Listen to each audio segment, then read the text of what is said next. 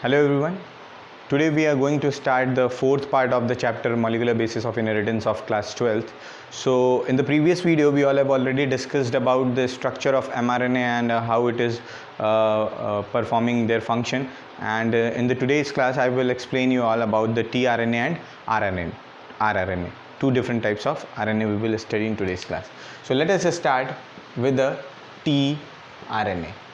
पहले हम छोटे छोटे पॉइंट्स देखेंगे कि tRNA जो है उसको हम अनदर नेम किस नाम से जानते हैं। इंट्रोडक्टरी पार्ट के बारे में बेसिकली डिस्कस करेंगे। तो पहली चीज़ आती है कि जो tRNA है वो स्मॉलेस्ट RNA है। tRNA is the smallest RNA। Although इसका स्ट्रक्चर बड़ा दिखाई देगा, जब अभी हम समझेंगे स्ट्रक्चर ऑफ tRNA तो आपको ऐसा लगेगा कि ये बड़ा है, बट देन ऑल्सो ये क्या है, सबसे छोटा RNA है। इसमें बहुत कम न्यूक्लियोटाइड्स होते हैं, दैट्स वाई ये स्मॉलेस्ट RNA है। नेक्स्ट सिंगल स्टैंडर्ड RNA है। ये कैसा है, सिंगल स्टैंडर्ड RNA है। जबकि हम जानते हैं कि जितने भी RNAs हैं सब के सब सिंगल स्टैंडर्ड होते हैं, लेकिन ये नाइट्रोजन बेसिस जो हैं उनके बीच में बॉन्डिंग की वजह से इसका शेप जो होता है वो थोड़ा कॉम्प्लेक्स होता है, थोड़ा लिटिल बिट ऐसा लगता है कि डबल स्टैंडर्ड है। हम अभी स्ट्रक्चर देखेंगे तो समझ पाएंगे किस तरीके से। तो इसलिए यहाँ हमने मेंशन कर दिया सिंगल स्टैंडर्ड है, ताकि आप कंफ्यूज ना हो। बेसिकली ये सिंगल स्टैंडर्ड तो सारे ही RNA होते हैं, कोई डबल स्टैंडर्ड हम यहाँ नहीं देखने वाले, ठीक है। फिर इसके बाद आती है बात कि इसको हम सॉल्युबल RNA भी बोलते हैं। क्या बोलते हैं भाई? It is also called as soluble RNA। क्यों बोलते हैं? क्योंकि ये 1 मोलर NaCl में डिजॉल्व हो सकता है। सो दैट इज़ वाई हमने नाम दिया क्या, सॉल्युबल RNA। हमने 3S देखे, smallest, single standard and soluble RNA। इसी RNA को हम एडाप्टर RNA भी बोलते हैं। एडाप्टर RNA क्यों बोलते हैं भाई? तो यही वो RNA है जो mRNA से कनेक्ट होके जो क्या करते हैं, अमीनो एसिड्स को बनाता है, अमीनो एसिड्स की बाइंडिंग कराता है, जिसकी वजह से ये राइबोसोम्स तक सिग्नल को पहुंचाता है। इसीलिए एडाप्टर RNA बोल रहे हैं। tRNA का फुल फॉर्म ही हमको पता है, ट्रांसफ़र RNA बोलते हैं। इसका शेप कैसा है अभी मैंने बताया, क्लोवर लीफ लाइक स्ट्रक्चर होता है इसका। कैसा होता है? Clover leaf like. अक्सर ये बोर्ड एग्जाम में पूछ लिया जाता है कैसा शेप होता है या क्लोवर लीफ लाइक स्ट्रक्चर कौन से RNA का होता है। So it will be a tRNA। कैसा होता है देखें भाई। सो हम जान रहे हैं कि 3-4 लूप्स इसमें प्रेजेंट होते हैं। पहले हम देखें कि कोई भी अगर न्यूक्लियोटाइड की अगर चेंज बनाते हैं हम, तो हम देखते हैं वहाँ पे 2 पोलैरिटी दिखाई देती है, एक 3' दिखता है और एक 5' दिखता है। 3' पे OH ग्रुप जो होता है वो फ्री होता है, और 5th' पे क्या लगा होता है भाई? वहाँ पे लगा होता है फॉस्फोरिक एसिड। हम जानते हैं, इतना तो सभी लोग को पता होना चाहिए। चलिए, तो जो 5' वाला लूप होता है वो पोलैरिटी जो होती है जहाँ पे 5', वो क्या होता है, वो लिटिल बिट शॉर्ट होता है, छोटा दिखाई देता है जब हम यहाँ कंपैरिजन में देखेंगे। इसको मैं रब कर देता हूँ। So this one is the first loop, just suppose this one is the second loop, third loop, fourth loop, इतने लूप्स इसमें प्रेजेंट है। इवन 4 लूप्स है प्रेजेंट वही है। अब 3' पे हम जानते हैं क्या होता है भाई, यहाँ पे OH ग्रुप जो होता है वो फ्री होता है। अब tRNA में एक चीज़ है कि यहाँ पे 3' पे जो ये कॉर्नर है, यहाँ पे हमेशा कौन से नाइट्रोजनस बेस पाए जाएंगे? Adenine, cytosine and cytosine, ACC ही पाया जाएगा। ये फिक्स है, इसमें कोई चेंज नहीं आने वाला है, यही रहने वाले हैं। ACC ही रहता है, ये फिक्स्ड होने वाला है, ठीक है भाई। तो ये जो लूप्स हैं उनको अनदर नेम दिए गए हैं। पहले हम नेम्स की बात कर लें।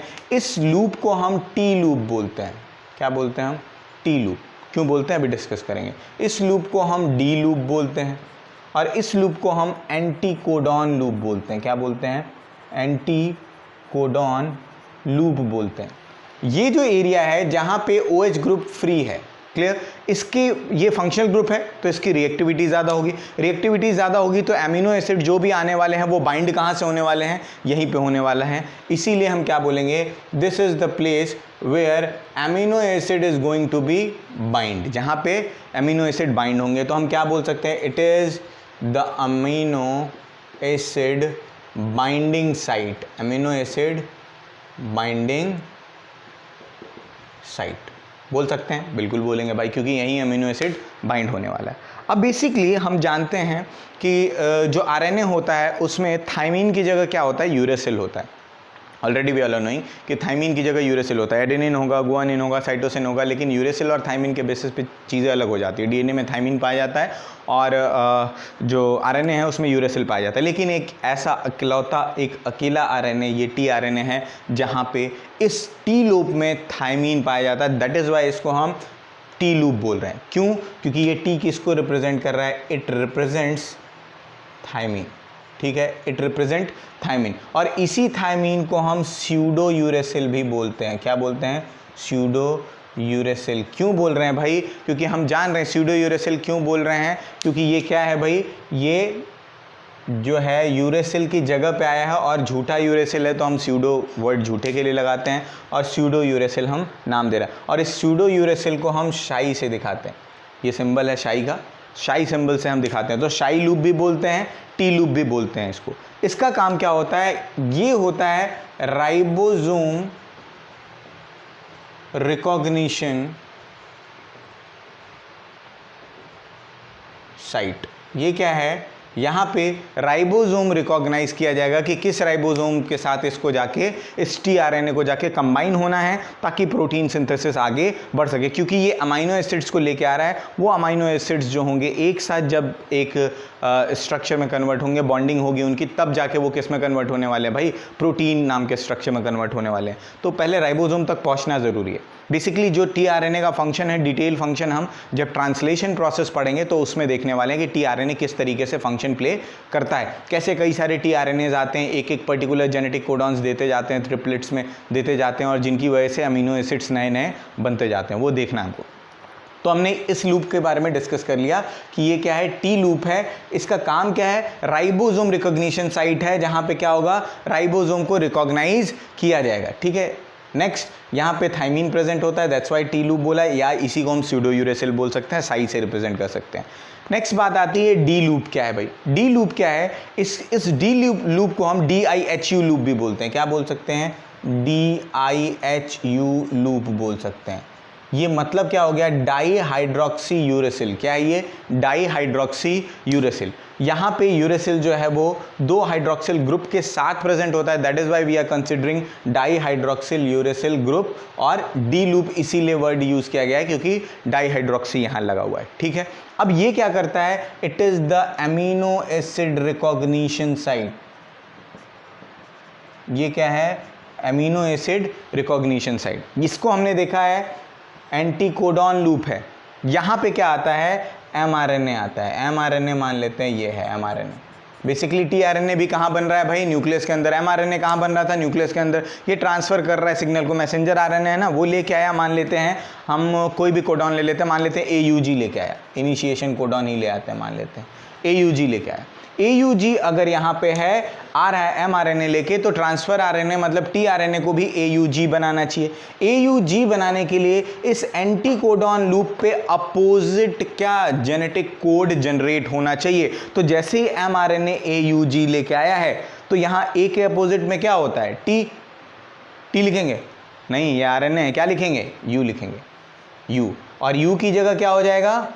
A हो जाएगा, और G की जगह क्या हो जाएगा? C हो जाएगा। जैसे ही ये UAC मिलेगा, यहाँ अमीनो एसिड कौन सा बाइंड होना स्टार्ट हो जाएगा, क्योंकि ये अमीनो एसिड बाइंडिंग साइट है। यहाँ कौन सा अमीनो एसिड बाइंड होगा? यहाँ AUG नाम का अमीनो एसिड बाइंड होगा। क्यों? क्योंकि ये एंटीकोडॉन लूप है, जो कोडॉन मिलना है उसका अपोजिट है, नाम से ही पता चल रहा है एंटीकोडॉन। तो जो mRNA लेके आया था वही अमीनो एसिड यहाँ पे बनने वाली है। AUG से क्या बनता है? मेथायोनिन बनता है। तो यहाँ भी क्या बनेगा? मेथायोनिन का फॉर्मेशन हो जाएगा इस टीआरएनए पे।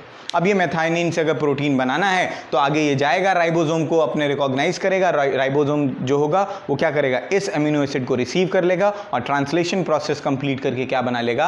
अपना प्रोटीन बना लेगा। अमीनो एसिड रिकॉग्निशन साइट, ये इस अमीनो एसिड को चेक करता है कि क्या ये सही अमीनो एसिड आके वहाँ पे बाइंड हो रहा है। एंटीकोडॉन लूप mRNA को रिसीव करके एंटीकोडॉन जनरेट करता है ताकि अमीनो एसिड बनाया जा सके। जो कोड इस पे आया है उसका अपोजिट, मतलब mRNA वाला बनाया जा सके। नेक्स्ट, ये टी लूप क्या करता है? राइबोसोम के पास लेके जाता है इस अमीनो एसिड को। ये राइबोसोम को रिकॉग्नाइज करता है कि कौन इसको एक्सेप्ट कर पाएगा। ये लूप क्या करता है? एमिनो एसिड को रिकॉग्नाइज करता है कि ये सही एमिनो एसिड इस पे आके बाइंड हो रहा है या नहीं हो रहा है. So this is what the structure of tRNA. कई सारे टीआरएनएस बनते हैं. अगर एक प्रोटीन मॉलिक्यूल बनाना है, एक अमीनो एसिड बनाने के लिए एक टीआरएनए बनता है. एक अमीनो एसिड बनाने के लिए एक टीआरएनए बनता है. मतलब बहुत सारे टीआरएनएस लगातार हमारे सेल्स में बनते जाते हैं, जिनकी वजह से आगे चल के प्रोटीन बनता है. कई सारे अमीनो एसिड्स के लिए कई सारे टीआरएनएस बनाए जाएंगे और वो टीआरएनए पे जो होगा एंटीकोडॉन लूप अलग अलग साइड लेके आएगा, अलग अलग तरीके से बाइंडिंग होगी और अलग अलग टाइप के राइबोसोम्स की रिक्वायरमेंट होगी जहां पे प्रोटीन की सिंथेसिस ये करा पाए. हम जानते हैं कि राइबोसोम ही जो है वो क्या कराता है, प्रोटीन सिंथेसिस कराता है. So basically this is what the structure of tRNA. So hope so ये समझ लिया आपने. अब हम बात करते हैं आरआरएनए की. बहुत छोटा सा टॉपिक है आरआरएनए. क्यों भाई छोटा सा क्यों है? ये तो सबसे लार्जेस्ट आरएनए है, जबकि सबसे बड़ा आरएनए कौन? तो बोले तो आरआरएनए, राइबोसोमल आरएनए, आरआरएनए. ठीक है, ये क्या है भाई? नाम क्या दिया? Ribosomal RNA. ये आरएनए जो है, that RNA is associated with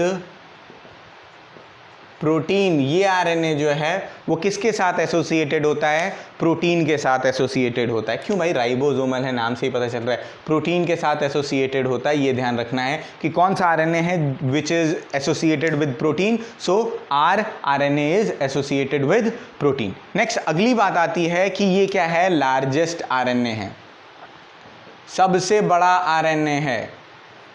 ठीक है, वहां हमने देखा था क्लोवर लीफ लाइक था, बहुत बड़ा देखने में स्ट्रक्चर हमको लग रहा था, बट वो स्मॉलेस्ट था, बट कॉम्प्लेक्स है, इसलिए हम उसको थोड़ा सा जूम करके इलेबोरेट करके पढ़ते हैं कि क्या है. तो बच्चे कंफ्यूज हो जाते हैं, समटाइम लिख देते हैं उसी को लार्जेस्ट, लेकिन वो कैसा था भाई?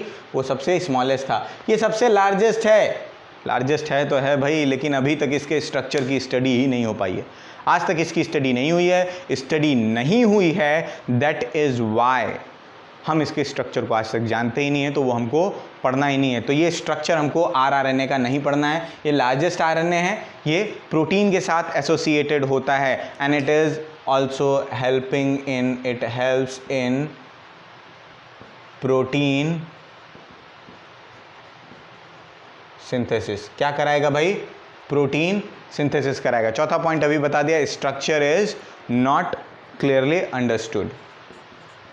Structure not clearly understood. तो आज तक हमें या किसी साइंटिस्ट को ही डिटेल्ड स्ट्रक्चर के बारे में कोई जानकारी नहीं है. So this is what we all have discussed about the tRNA and rRNA, and we all have finished the types of RNA here only, and from the next class I will discuss about the different types of experiment in the molecular basis of inheritance. The first one we will discuss about the Griffith experiment, and after that we will discuss about the Hershey Chase, and the last Michelson-Stahl. And these all three experiments are very important as per the board examination. board exam में अक्सर क्या हर साल होता है कि कम से कम इन तीनों में से एक एक्सपेरिमेंट ज़रूर पूछ लिया जाता है लॉन्ग आंसर टाइप में. इसका मतलब 4 से 5 नंबर के क्वेश्चन इससे आपके फिक्स होते हैं. तो इन तीनों एक्सपेरिमेंट्स को अगर पढ़ लिया आपने तो ये 5 नंबर तो आपके फिक्स, कोई टेंशन ही नहीं है, कोई डाउट ही नहीं है कि इससे क्वेश्चन ना बने, 5 नंबर बन जाए. सो नेक्स्ट क्लास जो भी होगी वो बहुत ज़्यादा इंपॉर्टेंट होगी आपकी. सो होप सो यहाँ आज जो मैंने पढ़ा है वो आपको समझ में आ गया है. So that's it for the today's class. Thank you so much. Have a nice day ahead. Bye bye.